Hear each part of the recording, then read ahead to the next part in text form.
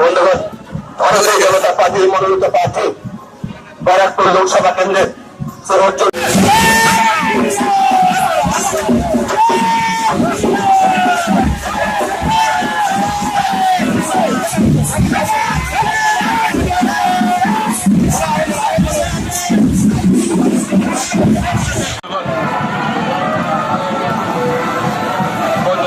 ব্যারাকপুর লোকসভা কেন্দ্রের ভারতীয় জনতা পার্টির মনোনীত প্রার্থী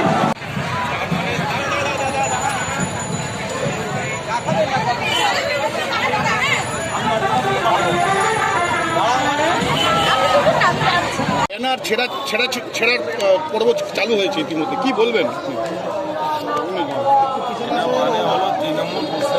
সামনে না লোক কি করছে এখনই তারা হেরে গেছে। নিচু করো নাকি হ্যাঁ সব থেকে আগে ঘোষণা হলো ওরা দেওয়াল লিখলো, ফ্ল্যাক্স লাগালো, আর আমরা লাগাচ্ছি তখন ছিল।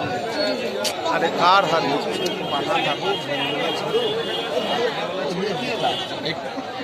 আমি পার্থভূমিকে বলবো, এই খেলছো কেন?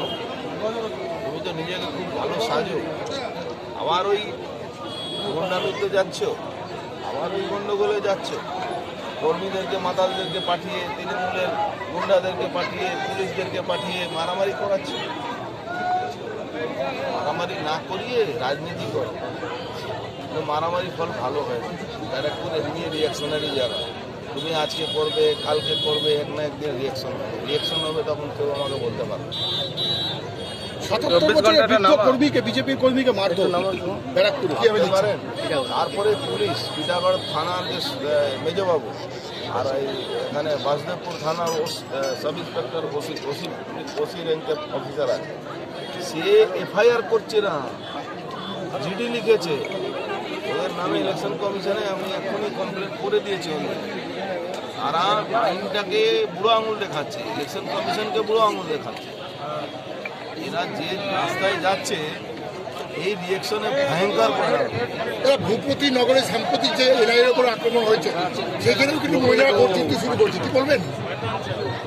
মহিলারা গর্জতে না, মহিলাদেরকে মমতা ব্যানার্জি কিছু মহিলাদেরকে মানে কি বলা যাবে, বদনাম করবে। ভাই এই লোকটা আজকে মায়েদের দিদিদেরকে সামনে রেখে শ্লীলতাহানি মামলা মনে আছে, নওশাদ সিদ্দিকির এগেন্সে কোথাকার মহিলাকে দিয়ে মামলা করিয়েছিলেন মুর্শিদাবাদ।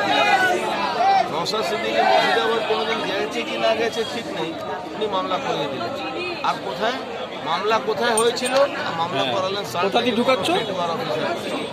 নিচে নামাও একটু, আমাদের কাস্টম যে এখন বিজেপির নেতা, এনআইটা একটু নিচে নামাও।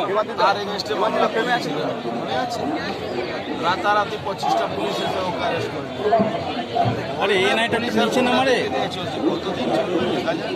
দাদা চকলেট বোম বলছে চকলেট বোমের তদন্তের জন্য নাকি এনআইকে পাঠিয়ে দিচ্ছে। এনআইটা একটু নামারে ভাই, এরা সেই তাদের কথা রক্ষা হতে হবে।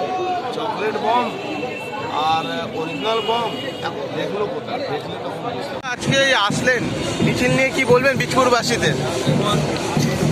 পুরে আজকে যে মেগা র্যালি আছে, আমার মনে আছে কি প্রিভিয়াস সানডে যেরকম হয়েছে র্যালি 9টি থেকে, ওর থেকে র্যালি প্রচুর ভালো হবে। ওর প্রচুর সংখ্যার লোক এখানে আজকে থাকবে র্যালি করতে। আর এই র্যালি আমি ভাবছি যে ওই সময় আমার কিছু কর্মী র্যালির মধ্যে ছিল না, সবাই এই র্যালির মধ্যে থাকবে। এবং পার্থভৌমিক বারংবার অভিযোগ করছে সন্ত্রাস মুক্ত করতে ব্যারাকপুর থেকে, তাহলে কি অর্জুন সিংকে কি সন্ত্রাস প্রমাণ করছে তারা? এইসব দরকার নেই। আপনি দেখবেন যে সময় ইলেকশন হওয়া যাবে, 4 জুনে যে রেজাল্ট হবে, আপনি রেজাল্টে দেখা করে আপনি নিজেই বলতে পারবে কি মানুষ আপনার সঙ্গে আছে, কি যেরকম আমার বলা যায় কি 9টি যে এমএলএ আছে যেরকম বলছে, ওর কোথায় এ হবে কি এমপি সাহেবের কোথায়